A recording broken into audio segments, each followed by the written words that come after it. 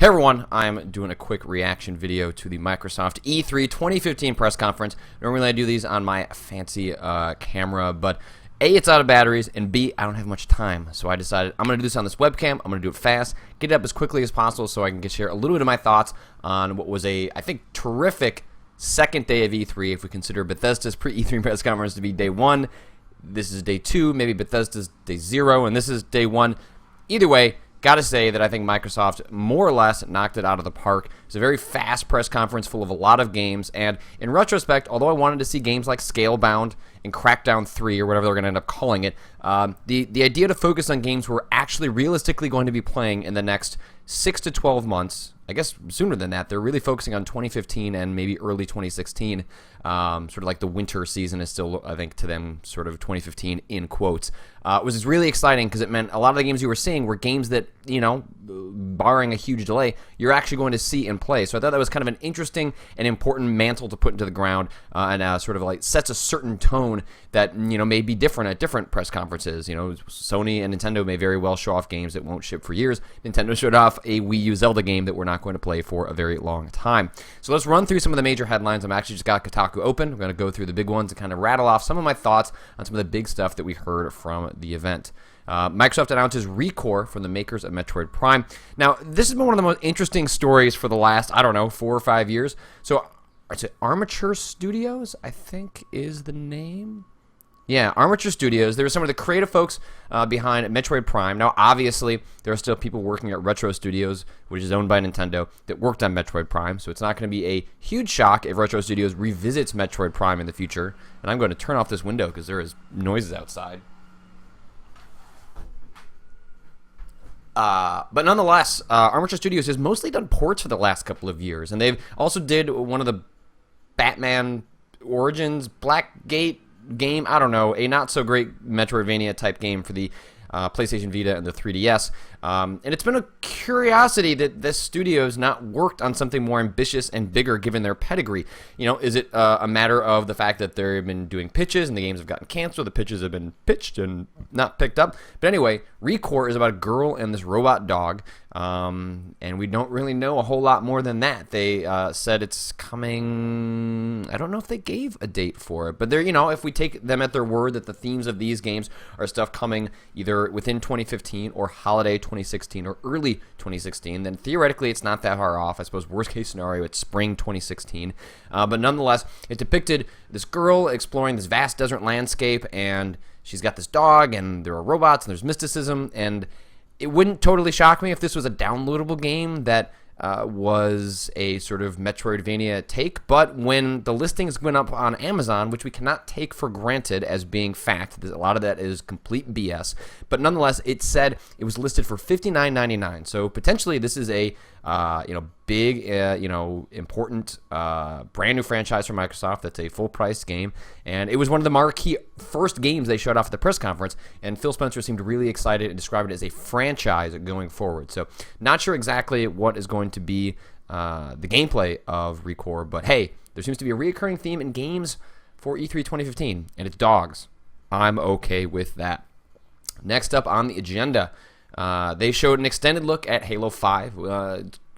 Pointedly, we should mention that there was no Call of Duty at the press conference. Microsoft has, for a number of years, had the latest Call of Duty as a showpiece game at their E3 press conference, and then announced that they did an exclusive DLC contract or deal or marketing promotion, however you want to characterize it, with Activision and, you know, whatever studio is producing that latest one. This year will come from Infinity Ward, and, you know, or Treyarch rather. And by all accounts, you know, we're going to be seeing more of Black Ops 3. If it doesn't happen at the Microsoft press conference, maybe it happens at the Sony one. But nonetheless, in Call of Duty's place was Halo 5, in which 343 Industries finally showed off the game that was on Game Informer's cover this month. We've been hearing about Halo 5 for a number of years now. This was kind of our first real look at the campaign for Halo 5, and I gotta say that it looked kind of impressive.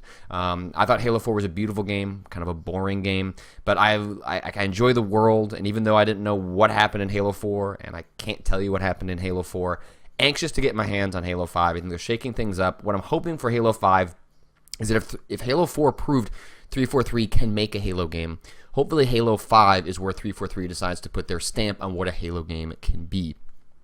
And the squad-based combat, I saw someone mention on Twitter that this kind of looks like it's a sequel to Star Wars Republic Commando, which one of the creatives behind Star Wars Republic Commando is working on Halo 5, so maybe that is not a coincidence. And so I think the game looks interesting. You know, it was dark, it was brooding, there was lots of explosions, they were shooting things. We'll have to see exactly how it plays and what the implications are for the Warzone multiplayer. Not really my thing, don't really play a whole lot of multiplayer unless it's Splatoon, but looks impressive. But then again, I expect a Halo game to look impressive, and I know that 343 is capable of making an impressive-looking Halo game. Everything beyond that is something I'm not going to be able to know from a mere press conference. Probably one of the more interesting news announcements was the fact that Xbox One is getting backwards compatibility. I don't know if they've said that they're going to get backwards compatibility to every single game, but starting this fall, there's going to be 100 games. There's kind of a list right now of the ones that are out. It does not include Phantom Dust, which is bothersome. It is bothersome. It is... It's not what I wanted to hear. If you're going to cancel a Phantom Dust, then at least let me play Phantom Dust on my Xbox One. But there are games like Geometry Wars Evolved, Super Meat Boy, Perfect Dark, Mass Effect. They showed Mass Effect at the press conference, Banjo-Kazooie, Kingdom of Keflings, Battle Blocks Theater, and they said that hundreds of games are going to be added month after month going forward. My guess is it might work similarly to Xbox 360 and Xbox Original, in which certain games come online which allow them to enable compatibility with other games. Not really sure. They haven't talked about technically how they're pulling it off or what they're doing here, but I think it's really cool. I enjoyed the little dig at Sony in which they said, we're not going to charge you to play your old games. But granted, Microsoft, you didn't have this at launch. This is coming 2 years later, so you're not allowed to brag too hard about compatibility. That said, I'm very excited it's happening. I wish backwards compatibility was a thing this generation, and I don't like the fact that I have to pay in order to play the games I own on PS3, and furthermore, I'm playing a streaming version of it, which is an inferior experience, even as close as they've gotten with PlayStation Now. I could see a response from Sony being, we're going to roll up PlayStation Now into your PlayStation Plus experience. If you want access to certain tiers of games, I'm not sure. I can't believe they would make it just a free Netflix-style service, but that would be an interesting response to what Microsoft has rolled out at their press conference, a way of saying, hey, we can do this too, even if we're not going to do it on a hardware level. They also showed basically a similar demo to Fallout 4 that we saw at the Bethesda pre-E3 press conference. But more importantly, they said that Xbox One users will get Fallout for free, or Fallout 3 for free with Fallout 4. And I don't think they're doing sort of a beefed up version of the game. It sounds like you're just getting a backwards compatibility version of Fallout 3, which, hey, Fallout 3 is a great game, although I'm curious to see how it's aged. It might not be particularly aged well. Perhaps more importantly, they announced that Fallout 4 is getting mods on Xbox One, which raises all sorts of interesting questions about how they're going to handle that. I don't think it's going to be as simple as how they handled mods for Unreal Tournament on PS3, in which you downloaded whatever modded you want, put it on a USB stick, plug that into your PS3, loaded it in. My guess is somehow through Bethesda Net or whatever that social hub that they're building, that will be a gatekeeping enterprise in which Bethesda allows you to submit mods, or it picks mods that can be downloaded to Xbox One. The idea that you're going to be able to bring nude mods and other weird shit onto your Xbox One copy of Fallout 4 seems not like the thing that would occur. I'd love to be proven wrong, but if there was a thesis or a theme rather that was kind of running through some of these PC-like experiences that Microsoft is bringing to Xbox One, it is that, hey, we're going to introduce you to this cool thing that happens on the PC, but in a more controlled environment, likely so they can maintain their squeaky clean image and people aren't doing wild things on the Xbox One. But still, big thumbs up. Curious to see if it's an exclusive feature or if that's something that we actually just hear about from Sony at a later date. Probably not at their press conference. That's probably tied up for Microsoft, but nonetheless, wouldn't shock me if PS4 just got sort of a wink on mods down the line. Let's see what else we got. Oh, of course, Dark Souls 3 announced. Even though it might be a little too soon for Dark Souls 3, it might be a good reason for Dark Souls 3 to be coming as soon as it is, which is 2 years later than Dark Souls 2. And remember, Dark Souls was 2 years after Demon's Souls, so it's not unprecedented for From Software to deliver another Souls game this quickly. That said, most interestingly and telling, in the European press release for Dark Souls 3, they mentioned this is the final episode, and in the American press release, they talked about how an apocalypse was coming. Here's my guess. I don't think Dark Souls 3 is the end of Souls games for From Software or Bandai Namco. However, it might be the end of Dark Souls, in which the series moves forward into a new age, allowing them to strip free of the sort of medieval trappings that has been part of Dark Souls, Demon's Souls, and Dark Souls 2. So bringing the Souls series into a new age, a new era, new environment, new mechanics. They'll keep the base idea of Souls, but if they can give a Bloodborne-like treatment to the Dark Souls series under a new name. I don't think they'll bring back Demon Souls because Sony owns that, and that's basically what Bloodborne is. And the rumor was that Bloodborne started out as Demon Souls 2 anyway. They didn't show too much. They didn't talk about any of the leaked features that had come out about a week ago from a YouTube channel. But my guess is if Dark Souls 3 is real, and it sounds like it lines up with a lot of things we heard, 1 to 4 players, you can create your own bonfires. It's coming to Xbox One, PS4, and PC. I'm hoping it's day and date on PC. I'm hoping it's day and date on PC because I want to play it on day one, and I don't want to wait, but I want to play it on the PC version. So some folks have been telling me that if you look at the trailer for Dark Souls 3, you can kind of tell that there are some nods to the DLC that came out for Dark Souls 2. I have not played through the DLC yet, but nonetheless, there may be some lore implications that people smarter than me and more observant than me can pluck out. Nonetheless, I am tremendously excited to learn more about Dark Souls 3. They said it's early 2016, so my guess is March, at least before the fiscal year ends for Bandai Namco, so that they can cash in on that Souls money. Choo-choo. And as for, I'm trying to think if there's anything else that kind of came to mind about Dark Souls 3. Is it too much too soon? Probably. I said that already, though. That just shows my excitement for Dark Souls 3. Oh, one other thing. We don't know the full level involvement for Hidetaki Miyazaki, the series creator of the Souls games. I emailed Namco to see if I can get any clarification. Is he a producer? Is he a creative director? We don't know yet, but my guess is that'll be answered pretty quickly as soon as more people are able to talk to Namco. They are showing it behind closed doors at E3. I am very jealous of the people going to see it. Brad Shoemaker, Kirk Hamilton. They showed some indie games. Ashen, which looks like a eco-inspired game in which you are partnered. There's a man and a woman kind of going through these puzzles, and there are giant monsters. It seems like Eco and Shadow of the Colossus kind of rammed into something new if we're not going to get another one of those games. Looks interesting. Hard to really say more about that stuff. Again, kind of continuing the thread of PC-like features coming to the Xbox One. Xbox One is getting early access. They're getting something called the Xbox Game Preview, in which certain games, starting with, when I load them up, Sheltered, DayZ, The Long Dart, and Elite Dangerous are going to become games that are not finished, but you can play, give feedback to, and that's really exciting development. Again, it seems like it's going to be a much more controlled experience. It's not going to be any developer can get involved in the way that you kind of can on Steam, but that certain developers are going to be able to participate in a way of having players pay for and play games well ahead of their release. And I think the candidates they picked are ones that make a lot of sense. And I think Elite Dangerous and The Long Dark are actually going live, but I think it's only for Xbox Preview members and not for everyone on Xbox Live. So there's kind of a staggered rollout going for that. I intended to upgrade to the Xbox Preview program because I had a code for it in my inbox, but apparently Xbox One deletes that stuff at some point, so I no longer have that code. So I will have to try and track one down or hack into the system. But again, I think this lines up with mods. I think it's going to be a case where not, like I said, not every developer is going to be able to participate. This is going to be a case-by-case basis, but it gives a little bit of a taste of what happens on the more freewheeling PC experience, but kind of controlled, kind of at a level that Microsoft's going to feel comfortable with. But I got to say, I'm excited that more PC-like experiences are coming to the console. Players that are console-only get a little more of a feel for what's amazing about playing on the PC, and we're bridging the gap closer and closer as we go along.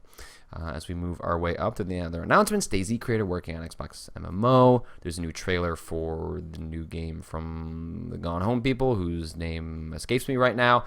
They showed off the new wireless controller, which looks kind of interesting, and hopefully that D-pad is kick-ass for 2D stuff. Not really sure. They confirmed the Rare collection. I am just excited that Blast Corps is coming to a new system. I don't care if they make another one. I do care if they make another one. Please make another one. But, oh man, Blast Corps, great game, phenomenal game. Curious to see what kind of changes they make for it. Is it still going to be a blurry Vaseline mess like it was in the Nintendo 64? I don't know, but all I know is Blast Corps. If you don't know what Blast Corps is, look it up. It's a great action puzzle game that I cannot wait to play all over again. Rise of the Tomb Raider looked cool. It was kind of your standard, stage demo. I liked that we called it on Kotaku Serious Next Gen Ice. The ice did look pretty good. I liked the last one quite a bit. Looking forward to the new one. Rare's making a pirate game. Seems sort of an MMO thing. They didn't show a little too much about it. You're basically kind of like, working your way through a big ocean, and you're also on these islands. And there was this one cool sequence in which 3 players were pushing off another player off the plank, and there were sharks circling below, and then another player's ship came up and rammed to their ship. Seems like a really interesting idea. I think it's called Sea of Thieves. It seems like the kind of game that I will go, that seems really interesting, and never ever play. But it's good to see Rare doing something ambitious. It's good to see Rare trying something new, and I can't wait to see a little bit more about it and see, is that something that kind of lines up with the kind of game I'd like to play? I still don't know. I still know. They confirmed the Gears of War Ultimate Edition. Oh, yeah. I know that lots of people probably already know this, but Mojang is actually pronounced Mojang.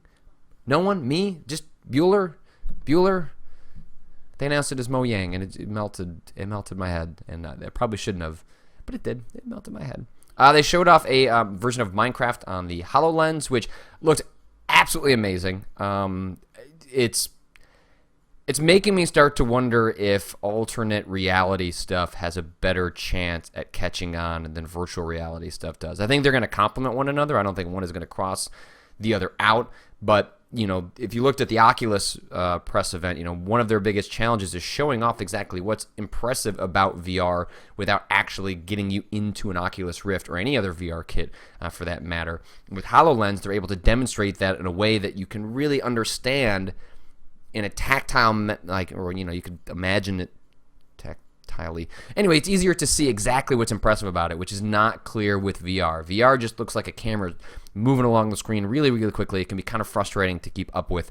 Again, how playable is that Minecraft demo? What does that actually imply in terms of what would make that game more fun or less fun to play? I don't know. It's super early. But in terms of being sort of a test case for why I would immediately want to buy a HoloLens and be an early adopter, the demo certainly made me think, if there was an Amazon pre-order, I might be clicking it right now. And last but least, I got to say, I think they were trying to go out with the showstopper with Gears of War 4, but there was not very much impressive about that demo. It was dark, couldn't see much of what was going on.